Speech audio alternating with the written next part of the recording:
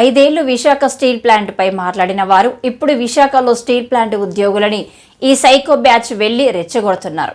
విశాఖ ఉక్కు ఆంధ్రుల హక్కు అనే దానికి టీడీపీ కట్టుబడి ఉంది. ఇంతకు ముందు వాజ్పేయి టైంలో కాపాడింది మేము, మళ్లీ ఈసారి కూడా స్టీల్ ప్లాంట్ని కాపాడేది మేము.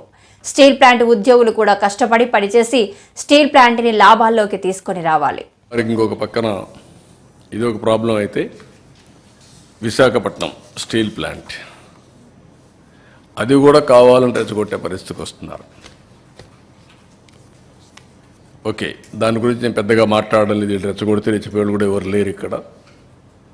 విశాఖపట్నం అనేది తెలుగుదేశం పార్టీకి ఎన్డీఏ కూటమికి ఒక స్ట్రాంగ్ ఇది. ఆ ప్రాజెక్టు కూడా ఆ స్టేజ్కి రావడానికి వీళ్ళు కారణం. ఎప్పుడు కూడా ప్రాజెక్టు మీద శ్రద్ధ పెట్టిన దాఖలాలు లేవు. ఇంత మునుపు కూడా నేనే కాపాడాను ఆ ప్రాజెక్ట్ని. వాజ్పేయి గారి పీరియడ్లో రీస్ట్రక్చరింగ్ చేసి అప్పుడు కూడా అడిషనల్ ఫండ్స్ అన్నీ పంప్ చేశాం, అప్పుడు స్ట్రీమ్ లైన్ చేశాం.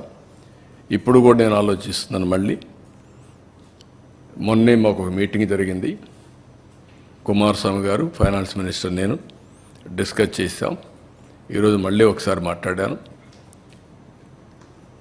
ఇప్పుడు ఒక కొత్త డబ్బులు కూడా రిలీజ్ చేసి దాన్ని ఆపరేట్ చేయడానికి ముందుకు పోతున్నారు. ఇది అయిన తర్వాత మళ్ళీ ఒకసారి కూర్చుంటాం. ఎంప్లాయీస్ కూడా ఒకటే చెప్తున్నా, అక్కడ ట్రేడ్ యూనియన్ లీడర్స్ కూడా ఒకటే చెప్తున్నా, మనం ప్రాపర్ మేనేజ్మెంట్ పెట్టుకోకుండా ప్రాజెక్ట్ని రివైవ్ చేయకుండా కష్టపడేదైనా ఉంటే technical problems, logistic problems, administrative problems ఉంటే అవన్నీ సార్ట్అవుట్ చేసుకొని బెస్ట్ మేనేజ్మెంట్ పెట్టుకొని శాశ్వతంగా దాని లాభాల బాట పట్టించాల్సిన బాధ్యత ఉంది. ప్రైవేట్ స్టీల్ ప్లాంట్స్ అన్నీ బాగుండి one of the best steel plant ఆ పరిస్థితి రావడానికి కారణం అక్కడే మేనేజ్మెంట్ ఆలోచించుకోవాలి, అక్కడే స్టాఫ్ ఆలోచించుకోవాలి, అందరం ఆలోచించుకోవాలి. నేను కూడా దాని మీద శ్రద్ధ పెడతా. విషయం కూడా అక్కడే పెద్దలు ఎవరైతే మాట్లాడుతున్నారో అలాంటి వాళ్ళందరూ గుర్తుపెట్టుకోవాలి. దాన్ని స్ట్రీమ్ లైన్ చేస్తాం. టోటల్గా స్ట్రీమ్ లైన్ చేసి ఎట్టి పరిస్థితుల్లో ప్రైవేటైజ్ చేయకుండా మనం కాపాడుకోవడానికి సర్వ విధాల ప్రయత్నం చేస్తాం.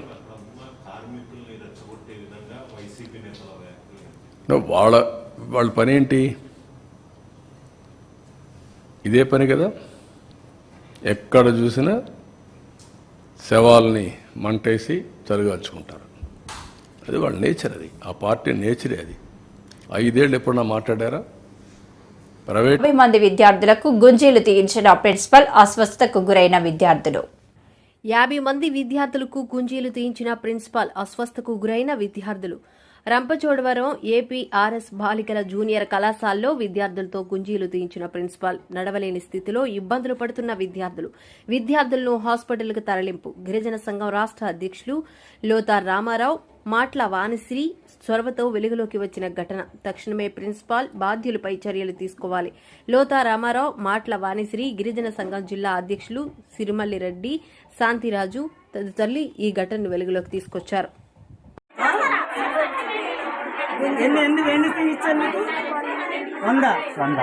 ఇప్పుడు దాన్ని 6 రూములు ఉన్నాం.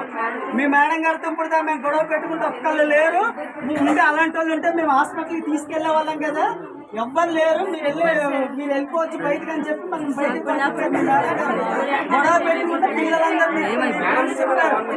అప్పుడు నువ్వు ఇలా బయటకు వచ్చావు ఈ రూపంలో 6 రూమ్ నుంచి. ఏం పేరమ్మా నీ పేరు? ఇక్కడ ట్రైబుల్ కోసం ఉత్తరించడానికి వచ్చి ట్రైబుల్ పిల్లల్లో ఇట్లా ఏదిస్తారా? ఏ గ్రూప్? సెకండ్ సిఈసే కదా. సెకండ్ సిఈసీ నువ్వు తేలిపోయావమ్మా. ఇంకా ఎక్కువ తీసారంట కాదు. 200 ఇంకా ఉంటారు రూమ్లో.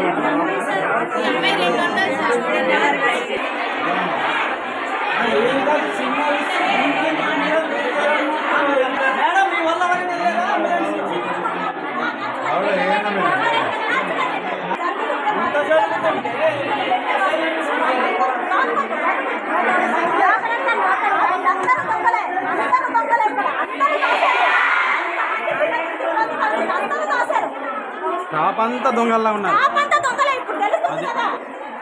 4 రోజుల నుంచి జరుగుతుందో తెలియదు.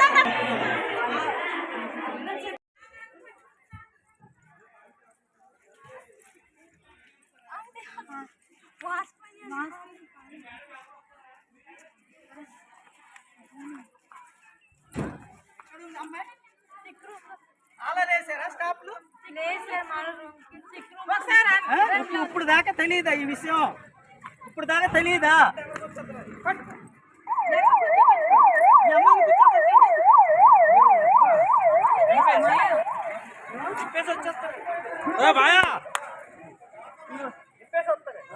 ఏమీ లేదు.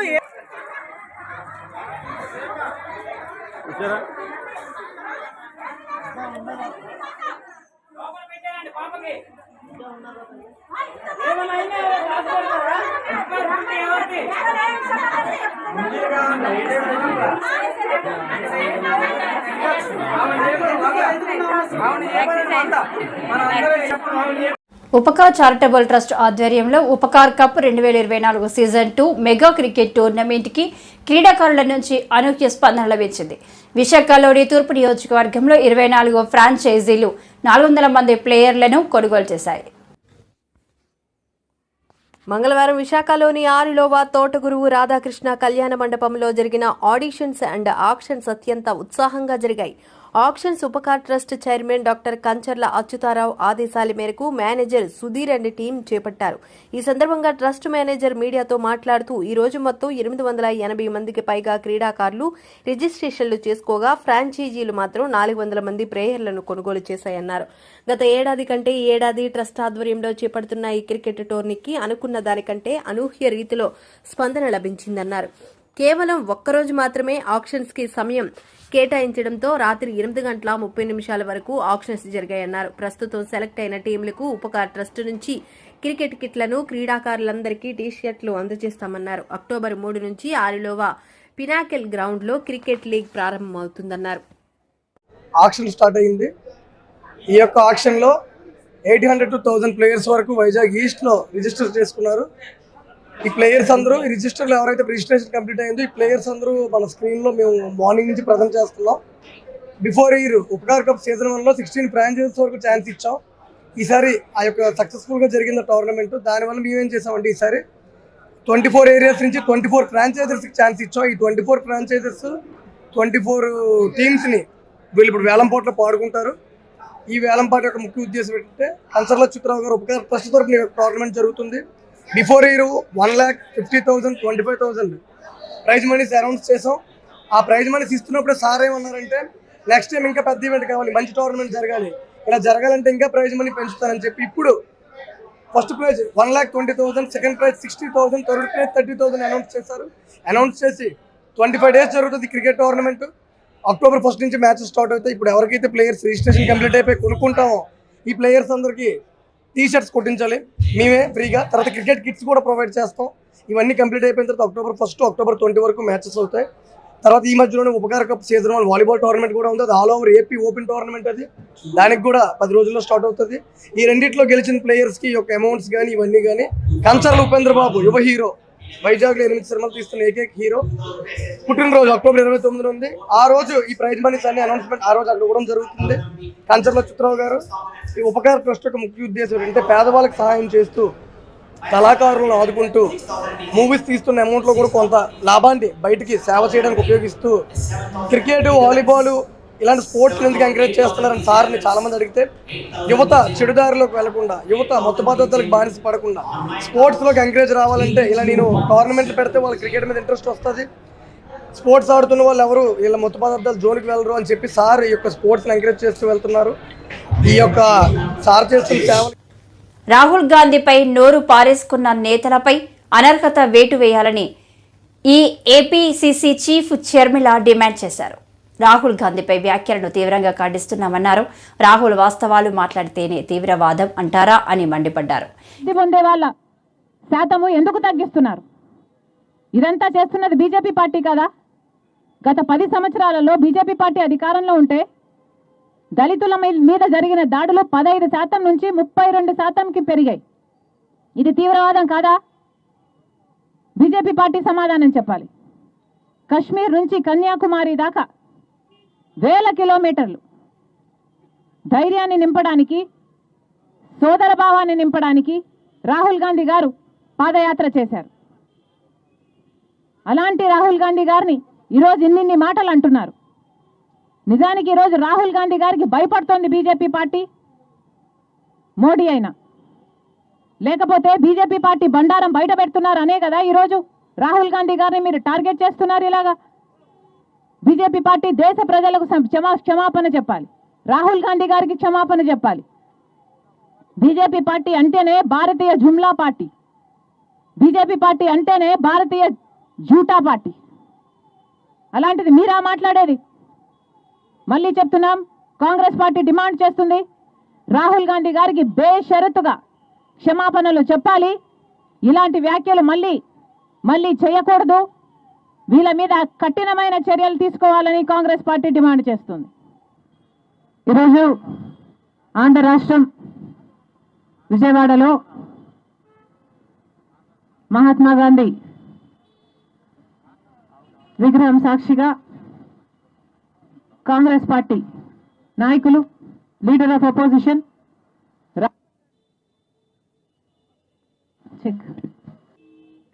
రాహుల్ గాంధీ గారిని ఉద్దేశించి బీజేపీ పార్టీకి చెందిన ఎమ్మెల్యేలు, మంత్రులు సైతం చేసిన దుర్మార్గపు వ్యాఖ్యలను ఖండిస్తుంది కాంగ్రెస్ పార్టీ.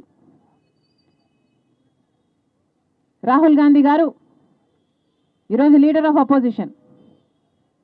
అలాంటి కాంగ్రెస్ పార్టీ నాయకుడిని పట్టుకొని బీజేపీ పార్టీ వాళ్ళు చేస్తున్న వ్యాఖ్యలైతేనేమి, టెర్రరిస్ట్ అని కానీ, రాహుల్ గాంధీ గారిని చంపేయాలి అని కానీ ఇలాంటి వ్యాఖ్యలు చేస్తున్నా కూడా బీజేపీ పార్టీకి చెందిన నాయకులు, మోడీ గారైనా అమిత్ షా గారైనా పెదవి విప్పడం లేదు.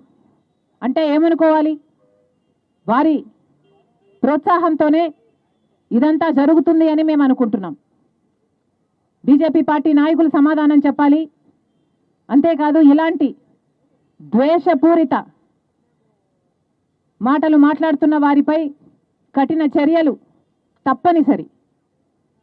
కాబట్టి కోర్టు కూడా ఇది సుమోటో కింద తీసుకొని వారి మీద కఠిన చర్యలు తీసుకోవాలని కాంగ్రెస్ పార్టీ డిమాండ్ చేస్తుంది. అసలు ఏది తీవ్రవాదం అని అడుగుతున్నాం, ఎవరు తీవ్రవాదులు అని అడుగుతున్నాం. మన దేశంలో 90% జనాభా బీసీలు, ఎస్సీలు, ఎస్టీలు, అట్టడుగున ఉన్న ఈ వర్గాలైతే అభివృద్ధిలో వారికి వాటా లేదు అనడం తీవ్రవాదమా? అందరికీ సమాన హక్కులు, సమాన అవకాశాలు కలగాలి అన్ని వర్గాల వారికి అని అడగడం తీవ్రవాదమా? కాస్ట్ సెన్సస్ జరగాలి అని అడగడం తీవ్రవాదమా? కేవలం 10% ఏలూరులోని దయానంద సరస్వతి సేవా ఆశ్రమంలో హాస్టల్ వార్డెన్ భర్త శశికుమార్ బాలికల పాలిట కీచకుడిగా మారాడు. ఫోటోషూట్ల పేరుతో బయటకు తీసుకువెళ్లి కాళ్లు చేతులు కట్టేసి అఘాయిత్యానికి పాల్పడినట్లు విద్యార్థులు ఆవేదన వ్యక్తం చేశారు. సరస్వతి సేవాశ్రమము, దాంట్లో ఒక తాతగారు ఉండేవాళ్ళు. ఆ తాతగారి దగ్గరికి ఈయన శశికుమార్ అనే ఫోటో స్టూడియో గవర్నమెంట్ ఎంప్లాయ్ అని వచ్చేవాడు. వచ్చి వాళ్ళ మేనగోడలో లావణ్య కేర్ టేకర్ లా సెకండరీ చదువుతుంది. దాన్ని హాస్టల్లో కేర్ టేకర్ గా అంటే జాయిన్ చేపించడానికి వచ్చారు. తర్వాత వాళ్ళ వైఫ్ పనిశ్రీ అనే ఆమె వార్డెన్ గా జాయిన్ చేపించడానికి వచ్చారు. తర్వాత ఏమో ఆ తాతగారిని పంపించేశారు హాస్టల్ నుంచి. పంపించేసిన తర్వాత ఆయన వచ్చేసేసి అక్కడే ఉండిపోవడము, స్మోకింగ్ చేయడము, ఫోటో స్టూడియో అని చెప్పి నమ్మించడము, చిన్నపిల్లల్ని తీసుకెళ్లి బాపట్ల సైడ్ తీసుకెళ్లి బాయ్స్ హాస్టల్ తీసుకెళ్లి రూమ్ తీసుకొని పాడు చేయడము, బలవంతంగా వద్దు వద్దు అన్న చేతి కట్టేసి మరి చేస్తున్నాడు. ఒప్పుకుంటేనేమో అలాగ అంటున్నాడు, ఒప్పుకోపోతేనేమో అదే చెంప మీద కొట్టేసేసి జుట్టు పీకేసేసి ఈడ్చుకొచ్చి మొక్కలు దండ వేపిస్తున్నాడు. నైట్ చిన్న చిన్న విషయాలకు కూడా సీరియస్ అయిపోతున్నాడు. ఏంటో మళ్ళీ ఏంటో మీ బాయ్ ఫ్రెండ్స్ ఉంటే చెప్పండి, అక్కడ తిప్పుతాను ఇక్కడ తిప్పుతాను, ఎదురుకున్న అపార్ట్మెంట్ లో రూమ్లు ఇస్తాను, ఆ రూమ్ లో పంపిస్తే ఈ రూమ్ లో పంపిస్తాను, పోలీసు వాళ్ళతో నేను మాట్లాడి చుట్టూరు కాపలా పెట్టిస్తాను, ఇష్టం ఉంటే చెప్పండి ఐదని చెప్పి అంటున్నాడు సార్. చాలా మిస్బిహేవియర్ గా చేస్తున్నాడు సార్. శశికుమార్ హాస్టల్ లో verifier sir. Government hostel husband అవుతాడు సార్. హాస్టల్ వార్డెన్ పనిశ్రీ, తనకి హస్బెండ్ తన second wife sir. First wife ఏమో మనిషి చేస్తే రఘుకుమారి, తన ఏంటో ఫోటో స్టూడియో చేస్తే, సెకండ్ వైఫ్ ఏమో పనిశ్రీ, తన హాస్టల్ వార్డెన్ గా పెట్టాడు. వాళ్ళ హస్బెండ్ ఏంటో శశికుమార్, కేర్ టేకర్ అంటే లావణ్య వాళ్ళ మేనకోడలు సార్. వాళ్ళ కింద పనిచేసే జ్యోతి ఏంటో మాయ మాటలు చెప్పి తీసుకెళ్ళింది సార్. వాళ్ళ అక్క ఏంటో ఇక్కడ హైస్ చేస్తా ఉంటాయి సార్ పిల్లల్ని. బాపట్ల తీసుకెళ్లాడు సార్. ఫోటోషాప్ అని గత సీఎంకు 70,000కు 14,000కు తేడా తెలియదని టీడీపీ సీనియర్ నేత సోమిరెడ్డి ఎద్దేవా చేశారు. బుడమేరును ప్రక్షాళన చేస్తామని సీఎం చంద్రబాబు ప్రకటించారని సోమిరెడ్డి తెలిపారు. శ్రీశైలం నుంచి జిల్లాకు 85 టీఎంసీల నీళ్లు వస్తాయని అన్నారు. నెల్లూరు జిల్లాలో మొదటి పంట డోకా లేకుండా పండించుకోవచ్చు అని చెప్పారు. అక్కడ శ్రీశైలంకి రిజర్వాయర్కి ఇన్ఫ్లోస్ బాగా స్టార్ట్ అయినాయి. అప్పుడు నేను రామానాయుడికి ఫోన్ చేశా, ఈఎన్సీ వెంకటేశ్వరరావు గారికి ఫోన్ చేశా. వెంటనే మాకు పోతిరెడ్డిపాడు హెడ్ రెగ్యులేటర్ నుంచి రిలీజ్ చేయాలని చెప్పాం. సరే, దాని కెపాసిటీ 40,000. దాంట్లో కర్నూలు కడప జిల్లాలకు పోను మనకి 10,000 9,000 ఈయన మొదలుపెట్టారు మనం మాట్లాడిన తర్వాత. అది నేను ఒప్పుకోలే. మా షేరు మా జిల్లాలో రెండిటికి కింద కలిసి కండలేరు సోమశిల కింద 146 టీఎంసీ 146 టీఎంసీల రిజర్వాయర్లు. ఇక్కడ 5.5 లక్షల ఎకరాలు సోమశిల కింద, అక్కడ కండలేరు కింద 3 లక్షల ఎకరాలు. ఉమ్మడి నెల్లూరు జిల్లాలో అక్కడ 3 లక్షల ఎకరాలు, చిత్తూరు జిల్లాలో 50,000 ఎకరాలు. మొత్తం కలిసి 3 లక్షలు, ఇదొక 5.5 లక్ష, 8.5 లక్షల ఎకరాలు ఉందయ్యా. అందుకని మాకు పెంచాలన్న తర్వాత దాన్ని 16,000కి చేశారు, 20,000కి చేశారు, 14,000 స్టాండర్డ్గా వస్తూ ఉంది. ఇప్పుడు కండలేరికి కూడా 10,000 రిలీజ్ చేస్తున్నాం. ఇప్పుడు రెండు కలిపి ఇది ఒక 51 టీఎంసీ అయింది, అది ఒక 14 టీఎంసీ అయింది.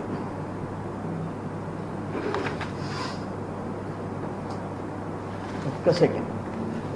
రెండు కలిసి 65 టీఎంసీలు, రెండు కలిసి 65 టీఎంసీలు ఉన్నాయి. నా ఎక్స్పెక్టేషన్ ఏంటంటే శ్రీశైలం నుంచి ఇంకొక 15 నుంచి 20 టీఎంసీలు ఈ శ్రీశైలం నీళ్ళు ఎక్స్పెక్ట్ చేస్తున్నాం. అంటే దాదాపు 85 టీఎంసీలకి పోయే అవకాశం ఉంది. మొదటి పంట డోకా లేకుండా పండించుకుంటాం. రెండో పంటకి పెన్నా క్యాచ్మెంట్ ఏరియాలో రాయలసీమలో వర్షాలు పడితే ఆటోమేటిక్గా రెండో పంటకు కూడా పుష్కలంగా నీళ్లు పెట్టుకొని 130-140 టీఎంసీకి చేరే అవకాశం వచ్చింది. దేవుడి వల్ల మొదటి పంట 8.5 lakh acres పండిస్తాం సోమశిల కండలేరు కింద. వాటర్ మేనేజ్మెంట్ చేస్తాం. ఇప్పుడు O&M ఆపరేషన్ అండ్ మెయింటెనెన్స్ రాత్రి కూడా నిమ్మల రామానాయుడు గారికి ఫోన్ చేసి, అయ్యా మేము అక్టోబర్లో నీళ్లు వదులుతాము నార్లకి, తొందరగా O&M శాంక్షన్ చేయమని చెప్పా. తొందరగా చేస్తారు. చేస్తే ఆ పనులు కూడా ఎక్కడా రూపాయి తిననీయకుండా, వాళ్ళకి ఏదో ఉన్న మార్జిన్ వాళ్ళకు ఉంటుంది, మిషన్ పెట్టుకొని చేసుకుంటారు O&Mలో. వాళ్ళ మాదిరిగా సెకండ్ క్రాప్లో 105,000 ఎకరాలకి 105,000 ఎకరాలకి 40 టీఎంసీలు ఖర్చు పెట్టి 30 టీఎంసీలు బురదలో పోసి ఒక్కొక్క నియోజకవర్గంలో 50, 100, 150 కోట్లు O&M, FDR, regular funds, NREGS అన్నిట్లో తినాడు బారేసేశారు. దానివల్ల మొదటి పంట లాస్ట్ ఇయర్ మొన్న మొదటి పంట 3 లక్షల ఎకరాలు కావలి కాలువ, ఉత్తర కాలువ, దక్షిణ కాలువ, కండలేరు కింద గూడూరు డివిజన్ 3 లక్షల ఎకరాలు మొదటి పంట బీడు పెట్టుకున్నారు. ఏంది ఆ పాపం? ఏంటి? ఎవరి పాపం? ఎవరి దాంట్లో